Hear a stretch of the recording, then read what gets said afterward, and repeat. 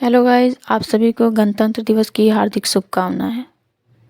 गणतंत्र दिवस क्यों मनाया जाता है, इससे रिलेटेड वीडियो चैनल पे मौजूद है, देख सकते हैं। चलिए आज नागरिकता संबंधी जानकारी देखते हैं। देश का नागरिकों के साथ कानूनी संबंध नागरिकता कहलाता है।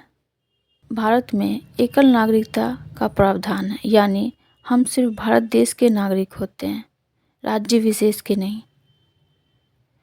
नागरिकता संबंधी जानकारी भारतीय संविधान के भाग 2 अनुच्छेद 5 से 11 में मिलता है। अनुच्छेद 5 से 5, ठीक है। अनुच्छेद 5 संविधान लागू होने के समय नागरिकता प्राप्त करने की शर्तों को बताता है।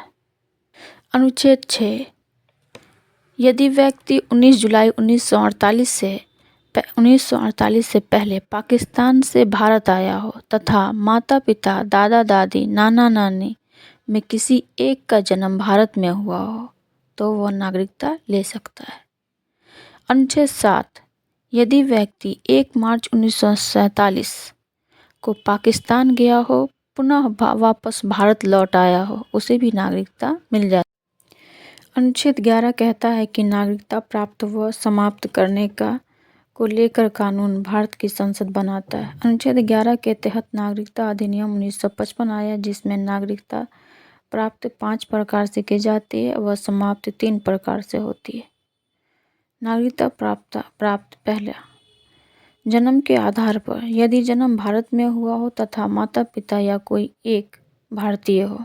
वंशीय आधार पर, यदि व्यक्ति का जन्म संविधान लागू होने के बाद बाहर हुआ हो पर माता पिता भारतीय हो। वंशीय आधार पर जो नागरिकता दी जाती है उसे समाप्त नहीं की जाती। पंजीकरण के आधार पर भारत की नागरिकता मिलती है।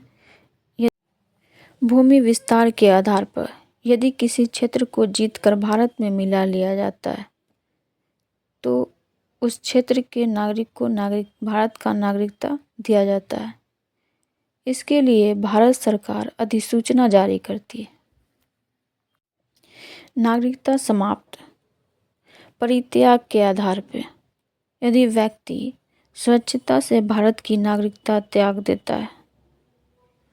बर्खास्त के आधार पर, भारतीय व्यक्ति दूसरे देश की नागरिकता ग्रहण कर लिया हो तो भारतीय नागरिकता बर्खास्त हो जाती है। वंचित, यदि भारतीय व्यक्ति भारतीय संविधान में आस्था न हो, युद्ध के समय शत्रु देश की मदद किया हो।